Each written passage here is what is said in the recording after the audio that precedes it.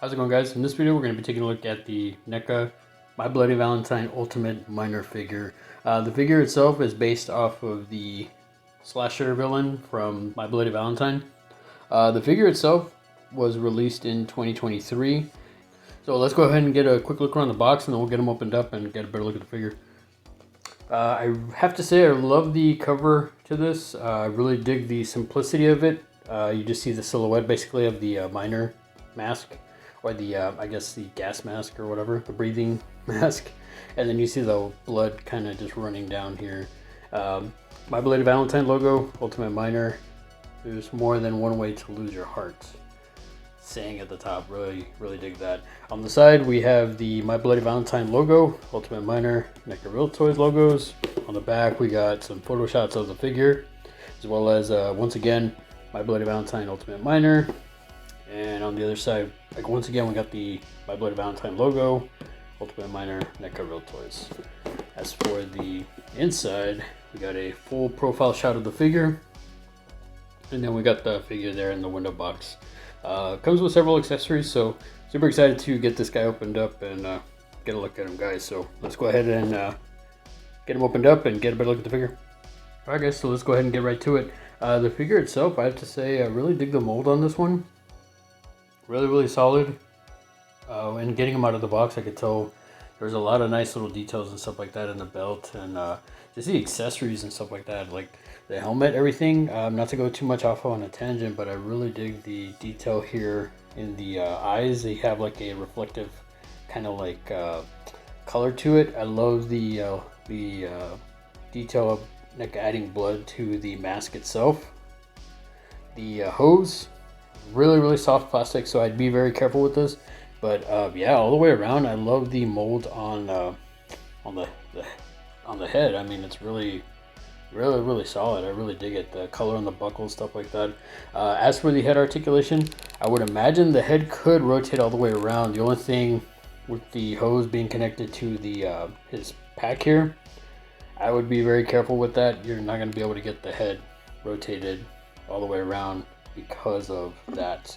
You basically probably damage this, but beyond that, guys, I think it's still, regardless, really nice. Not too much looking down or looking up, but can still get them in some nice looks or poses or whatever. As for the arm does come up about 45 degrees, more than likely because of the mold here at the top of the shoulder. Arm does rotate all the way around.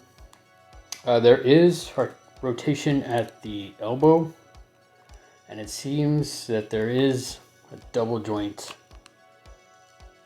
on the figure. I have to say though, it is kind of stiff, so I don't want to force it and have a video fail here. But wrist does rotate all the way around, but again, it is kind of stiff, so don't want to damage the figure or anything like that. Does come in and out fairly well at the wrist. Other arm, same thing, does come up about 45 degrees.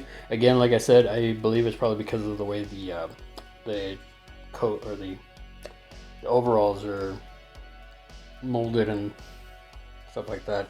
Again, does rotate all the way around.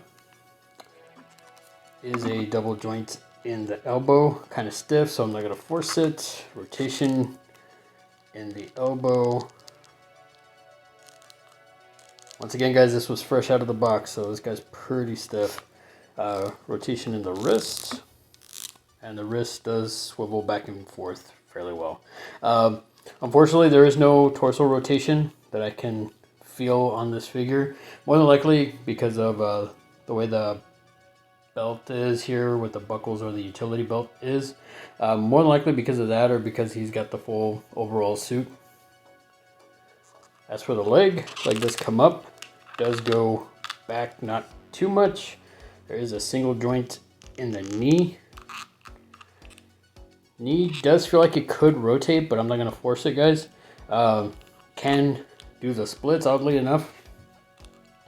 And there doesn't seem to be any rotation in the ankle. Obviously, the guy's got huge boots, so does have a rocking back to like side to side a little bit.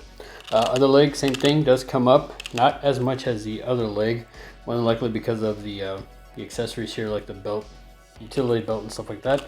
Doesn't go back too much, more than likely again because of the mold here and the accessory. Leg does come up, so oddly enough, this guy can do the splits, which I think is kind of odd, but little stiffness there. Single joint in the knee. Knee does, again guys, the knee feels like it could rotate, but again, I don't want to force it to have a video fill. There is no real rotation on the foot.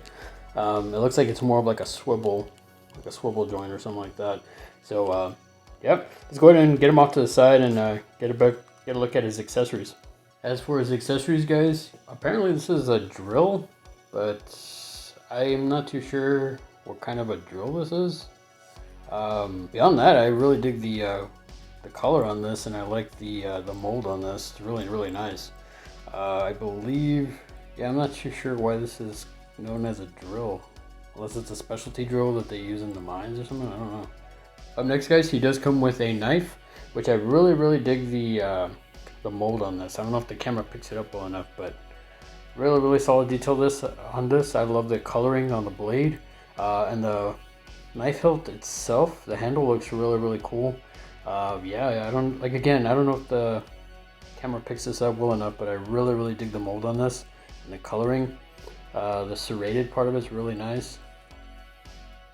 It's not and compared to other blades that I've come across with NECA releases, this one's not too flimsy.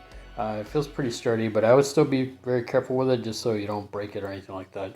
The only minor complaint, minor pun intended, is the figure doesn't have a holster for this, so I wish NECA would have put a holster for this accessory so you can it's like functioning, you can carry it with him.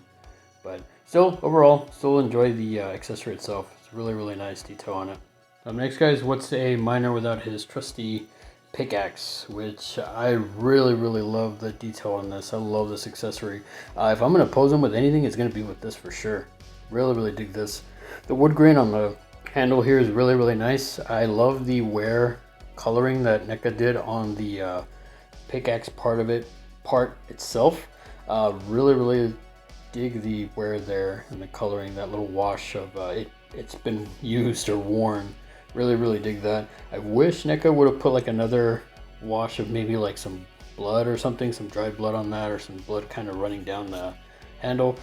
It's not a deal breaker or anything. It's just it's one of those things where like I think that would have been kind of cool. Give it a little bit something extra. You probably wouldn't have been able to see it up here too much, but if they did like some sort of like a wash coming down here to discolor the wood, I think that would have been pretty solid. But overall, dig this accessory. I'm glad that they released it with this. This is really nice. And finally, guys, seeing as this is taking place on Valentine's Day, NECA released him with a box of chocolates. Really dig this accessory. Really solid. It's got a little flowers there and a little bow and stuff like that. The coloring on this is really nice. I love the pattern here, and it's pretty solid. Really dig the detail on this. I have to say, I don't know if the camera picks up the details there on the fronts. The other cool thing about this is actually opens up. Now, if you've seen the movie, then you know for sure you'll remember this part where you find the heart inside the candy box.